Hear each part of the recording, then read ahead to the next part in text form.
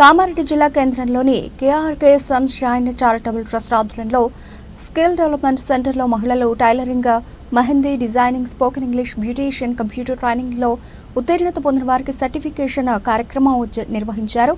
ఈ కార్యక్రమానికి ముఖ్య అతిథులుగా జిల్లా child protection officer Shravanthi, she team division in charge constable Soujanya, మానవ అక్రమ రవాణా నివారణ విభాగం సభ్యులు రాజేంద్ర హాజరు కావడం జరిగింది. ఈ సందర్భంగా జిల్లా చైల్డ్ ప్రొటెక్షన్ ఆఫీసర్ శ్రావంతి మాట్లాడుతూ కేఆర్కే సన్షైన్ చారిటబుల్ ట్రస్ట్ వ్యవస్థాపకులు మరియు డైరెక్టర్ మహమ్మద్ ఖలీలుల్లా చిన్నపిల్లల కొరకు ఇంద్రానగర్ కాలనీలో ఎన్నో సంవత్సరాలుగా ప్రతిరోజు అన్నదాన కార్యక్రమం నిర్వహించడం జరిగిందని తెలిపారు.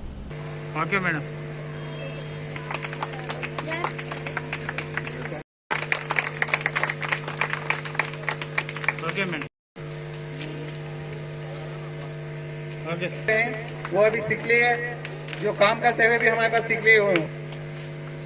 Yasmin,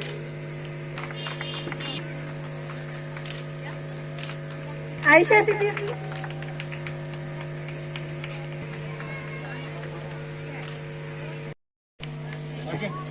second prize Afsha madam इधर.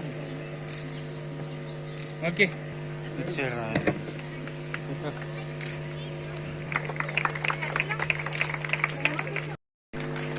खाली 2 महीने का खाली तक में लोग कितना अच्छा सीखे देखो. ओके सर अंदर इच्छा చూడండి.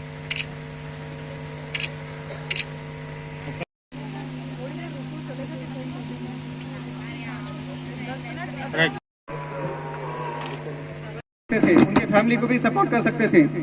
तो इसीलिए मैं ये चाहता हूँ कि हर एक लोग कंपलसरी ये स्किल सीखे. ठीक है, इसे अपने केआरके सनशाइन चैरिटेबल के जरिए मैं यही कहना चाहता हूँ कि हमारे पास यहाँ एक ही नहीं, हम लोग के पास government of Telangana high court की तरफ से हम लोग यहाँ पे अपॉइंटेड है, जिसमें क्या है कम्युनिटी मीडिएशन भी हम लोग करते हैं. यहाँ पे जो भी आपके घर के ससुराल के प्रॉब्लम हो, हस्बैंड के साथ प्रॉब्लम हो, रिश्ते में कोई भी गड़बड़ है, कुछ भी प्रॉब्लम है, तो हमारे पास आए तो हम लोग फ्री में काउंसलिंग करते हैं. और आप लोग के लिए अगर हो सके तो फ्री में लायर भी हम लोग यहाँ से लगाते हैं. और अपने पास यहाँ पे जज मैडम भी अवेलेबल है. यही ना है कि हम लोग बहुत सारे जो चैरिटेबल काम करते हैं, जैसे अब दुपकाला है, यहाँ पे पानी के स्टेशन लगाते हैं वीकली मार्केट में न्यू बस स्टैंड के पास. और सर्दियों के दिनों में ब्लैंकेट्स का डिस्ट्रीब्यूशन करते हैं. हम लोग लास्ट 1.5 ईयर से बीडी कॉलोनी में एवरी डे 70 बच्चों के लिए खाना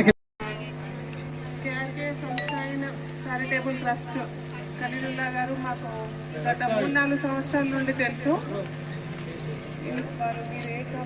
కాలనీలో చాలా రోజులు పిల్లల కోసం వాళ్ళు రోజు పొద్దున అక్కడ ఏరియాలో ఉన్న పిల్లలందరికీ కూడా అన్నదానం చేసేవాళ్ళు రోజు పొద్దున. ఎందుకంటే ఆ ఏరియాలో ఉన్న పిల్లలందరూ కూడా ఫ్యామిలీస్ అన్నీ కూడా భిక్షాటన చేస్తూ అదేవిధంగా రోజువారీ కూలీగా బ్రతికేవాళ్ళు. వాళ్ళందరికీ చాలా మంది పిల్లలకి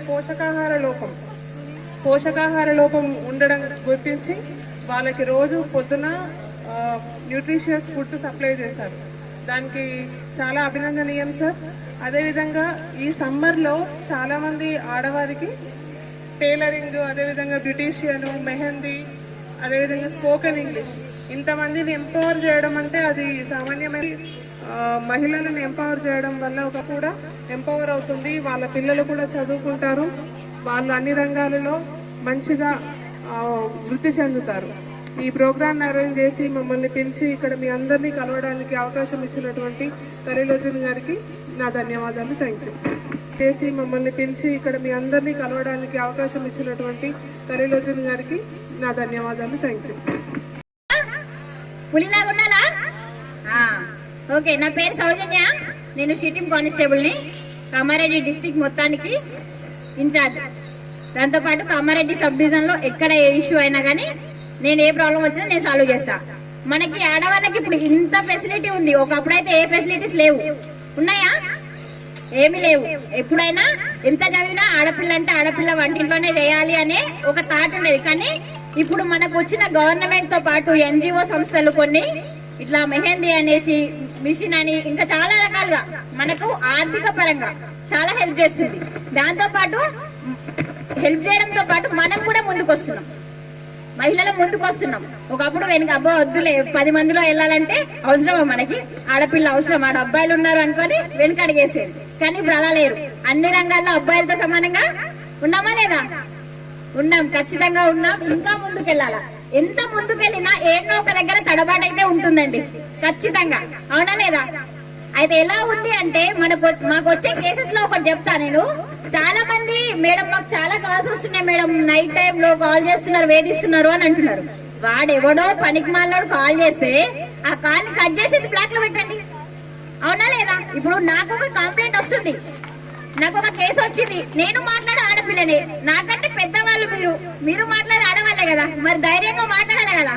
అరే నువ్వు కాల్ చేస్తే మళ్ళీ ఒకసారి పిలిచిండు కాబట్టి మేము చెప్పింది కొంచెం అర్థం చేసుకుంటే మీకు లైఫ్ లో భవిష్యత్తులో పనిచేస్తుందని నేను అనుకుంటున్నా. అసలు అక్రమ రవాణా అంటే ఏంటి? ఒక వ్యక్తిని ప్రలోభ పెట్టి గాని, బలవంత పెట్టి గాని, భయపెట్టి గాని, అధికార దుర్వినియోగం చేసి గాని ఒక చోటు నుంచి మరో చోటికి అమ్మివేయడం, తద్వారా ఆ వ్యక్తికి సంబంధం లేని పని, లాభం లేని పని చేయించడమే మనుషుల అక్రమ రవాణా.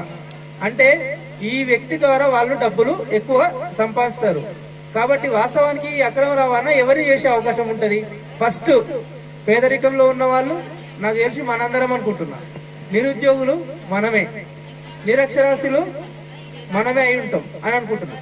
దీంతో పాటు స్కిల్ లేకపోవడం, బతకడం కోసం అంటే జీవనం సాగించడం కోసం మనం స్కిల్ తోటి, అంటే ఏదో ఒక స్కిల్ లేకుండా ఉండి ఎవరు చెప్తే అది వినే పరిస్థితులు ఉండడం. ఎందుకంటే ప్రలోభాలు ఎప్పుడు పెడతారు? మనకు స్కిల్ లేనప్పుడే. ఎందుకంటే నీకు ఇక్కడ హైదరాబాద్ లో జాబ్ ఇప్పిస్తామని చెప్పి తీసుకెళ్ళి, ఇంకా జాబ్లు ఇప్పిస్తామని చెప్పి తీసుకెళ్ళి ఏం చేస్తారు? మనకి అంటే వేరే దేశాలకు అమ్మేస్తారు, వ్యభిచారపు పొలాలకు అమ్మేస్తారు. ప్రపంచంలో భారతదేశం వ్యభిచారపు